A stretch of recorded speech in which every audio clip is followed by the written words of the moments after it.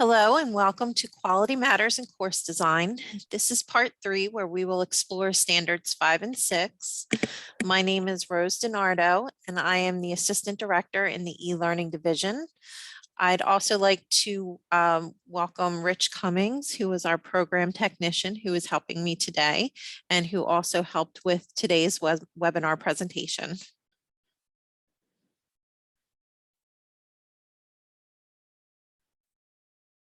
I'm going to leave this slide up for just a few moments for those that may not be able to hear me.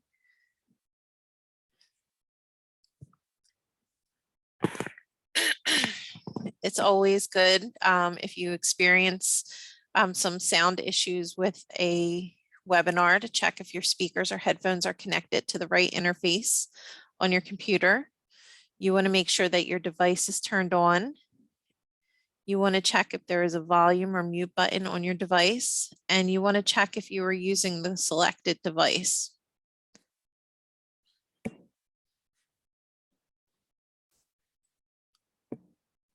I want to welcome you to join us in future upcoming professional development webinars on April 19th.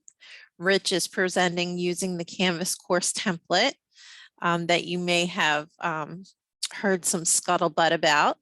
And then we have part 4 of our Quality Matters in Course Design series on April 27th. So today's agenda, we are going to go briefly over what is the Quality Matters rubric for those who are new joining us today in the series. We're going to talk about standard 5, which is learning activities and learner interaction. Then we're going to move on to standard 6, which discusses course technology. Then we're going to have time for questions, support, and reminders. And of course, if you have questions during the presentation, please add them to the chat or the Q&A panel, and Rich will let me know when questions are available or when there are questions. So for those of you who are not familiar with the Quality Matters rubric at this point, it is a rubric that is revised every 2 to 3 years. It is currently in its 6th edition, but they are working on the 7th edition. It is divided into 8 standards, and within those 8 standards that you see to the right of your screen, there are 42 specific review standards. Each of those specific review standards is allocated a point value of 3, 2, or 1. The point value of 3 means that it's essential to the quality of a course, and it should absolutely be in your course design. The 2s and the 1s are optional, but in order to get to the allotted amount of points that you need to have a quality course, you do have to incorporate some 2s and 1s. So here's on the right of your screen is a copy of the rubric for higher education. There are different rubrics available depending on your membership level to Quality Matters. The rubric currently has 100 possible points. That may seem like the normal thing, but at one point there were only 91 possible points on the rubric. They have, with the 6th edition, they added the additional 9 points. Your desired score is 85%. And if you did all of the 3-pointers, which there are 23 of them, you would have 69 points. And then you would mix up some of the 2s and the 1-pointers to get the remaining 16 points that you need. Now, this is, some people might find this a little bit of a daunting task, but if you join Rich for his webinar on using the Canvas course template, some of this is already done for you, where you just have to fill in some information and tweak the course, and you would be on a good start to having a Quality Matters course. For those of you who have joined me in the past, you know that this can be a little bit of a dry subject. I do my best to keep it light. But this is my funniest slide of the whole presentation, my duh versus doy. Some of these things I'm going to tell you, you're going to be like, well, duh, I already know that, or I already do that in my course. And then some of them you're going to be like, doy, why didn't I think of that? So let's go on and let's get started, and we'll see what you already do and what you think you might want to incorporate in your course. So as I said, we're going to talk about Standard 5. Standard 5 is learning activities and learner interaction.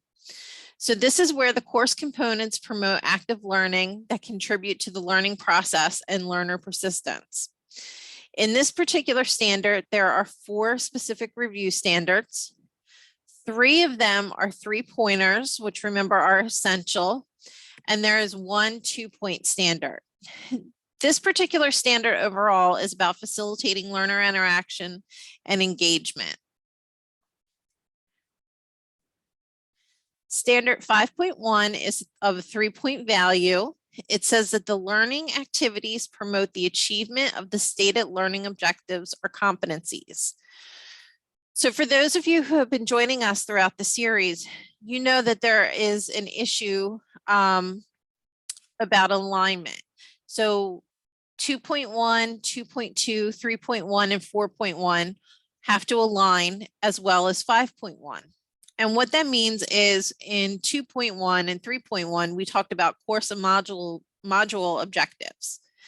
And if you set a course objective or a module objective, you want to make sure that the learning activity corresponds with that. So if you're going to say that, you know, upon completion of this course, the student will be able to write a speech, then the learning objective or the learning activity should be writing a speech. So you want to make sure that they correspond with one another.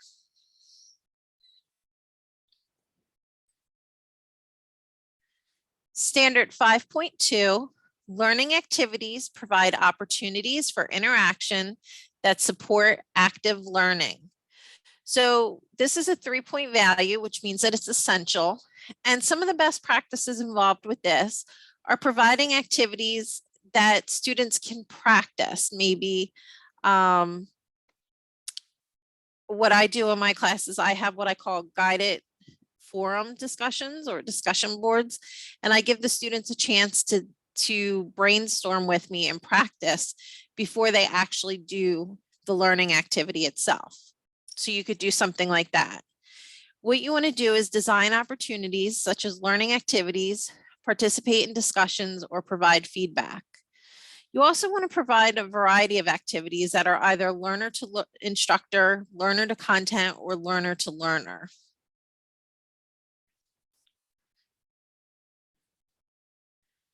Standard 5.3, the instructor's plan for interacting with learners during the course is clearly stated. So this is a 3-point value. So some of the best practices for this are doing daily or weekly announcements.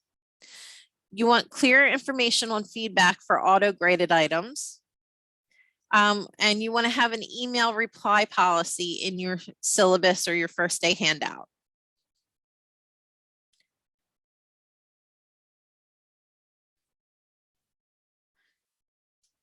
Standard 5.4, the requirements for learner interaction are clearly stated. Now, this is a 2-point value, which means you may or may not include it in your course. It's up to you. So best practices for this are expectations are stated in the course information page or syllabus. So what are the expectations for the learner's interaction in your class?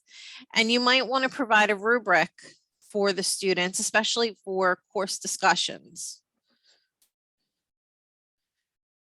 All right, Rich, do we have any questions about Standard 5? We do, from Okay. Karen.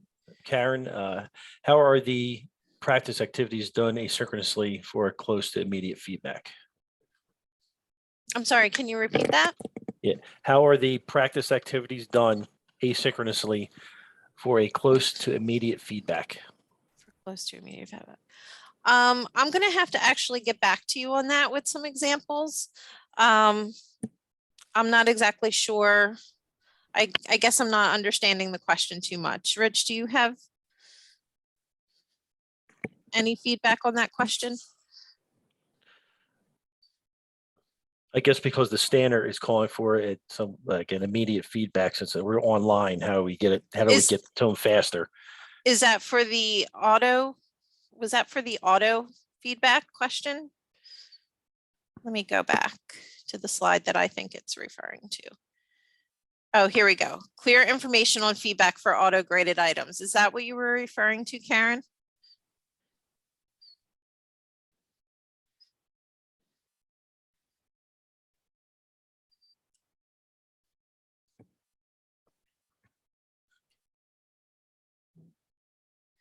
So if it is, what I do is I let students know that they're going to receive,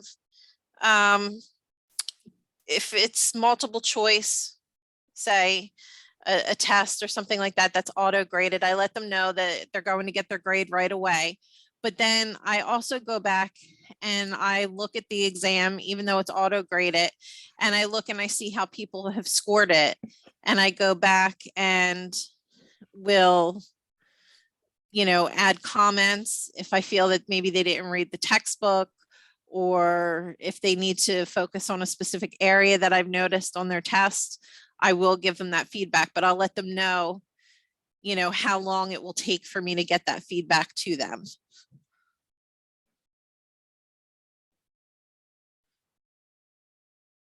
Whoop.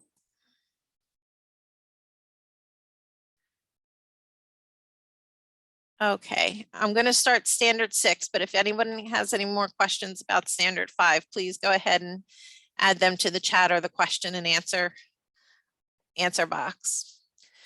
So standard 6 is course technology. So course technologies support learners' achievement of course objectives or competencies. So there are 4 specific review standards. 2 of them are 3 points and 2 of them are 1 point. There are no 2-point standards here. And what the object of this standard is for the technology to facilitate learning rather than to impede it. So it's basically, you don't want to use technology for the sake of using technology. You want it to actually help facilitate and promote learning. So for 6.1, the tools in the course support the learning objectives or competencies. So again, we see that alignment with the other standards, the other first level standards, where if you have a learning objective, you want to make sure that if you are using a tool, especially a third-party tool, that it coincides with that learning objective or competency. And you want to provide clear information and instructions regarding how the tool supports that learning objective or competency.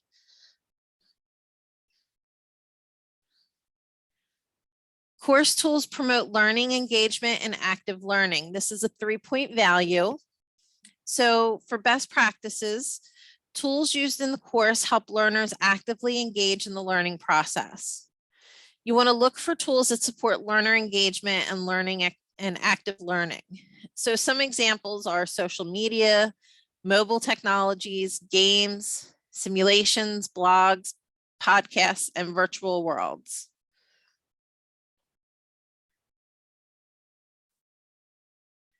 Standard 6.3, a variety of technology is used in the course. This is a 1-point value.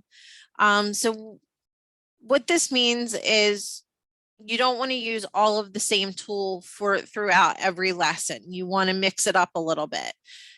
So for example, there is a quizzing tool called Kahoot.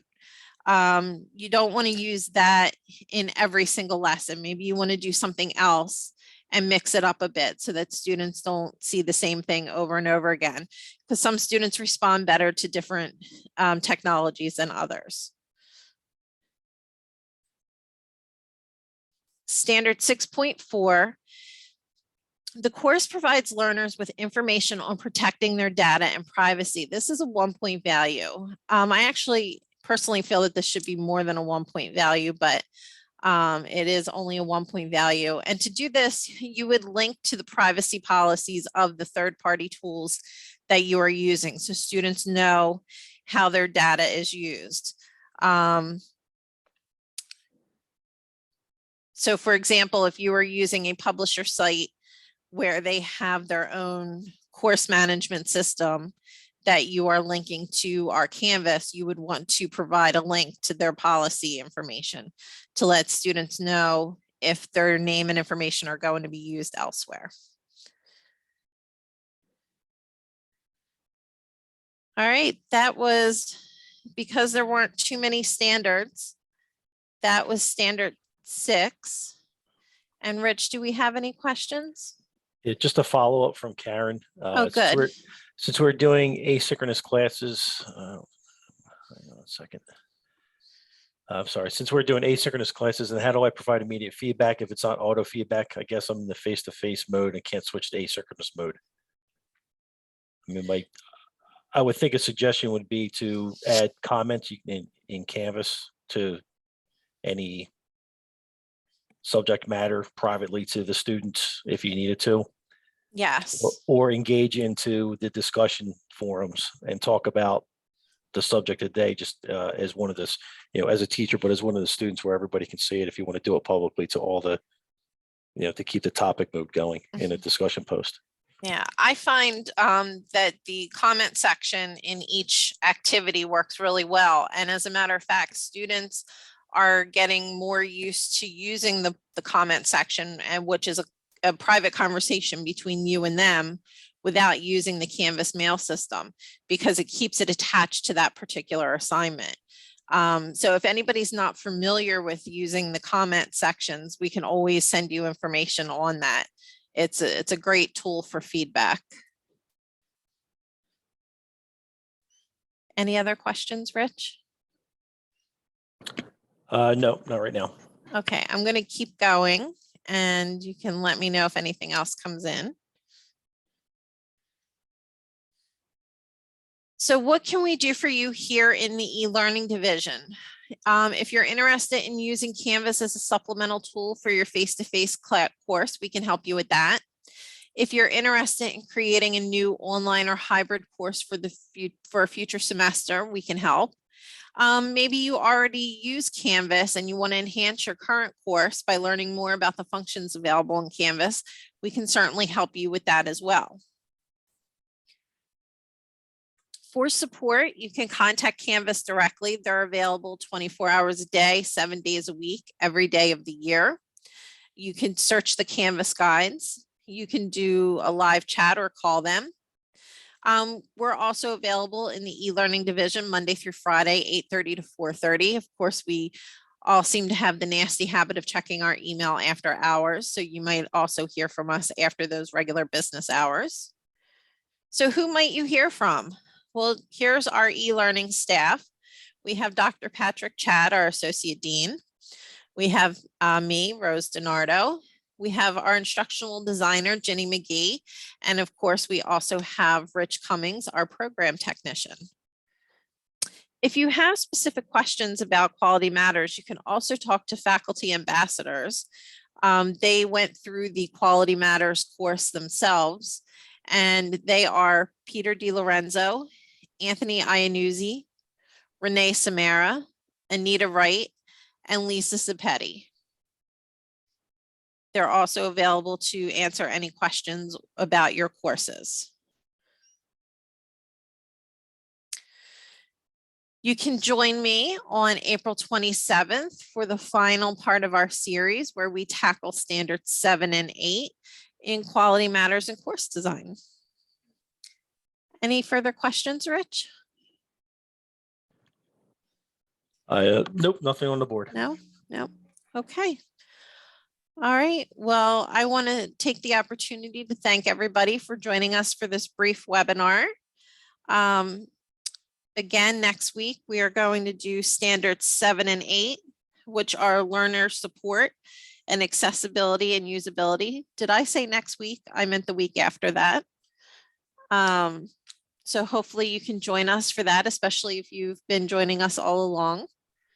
And again, thank you and enjoy this beautiful, beautiful day.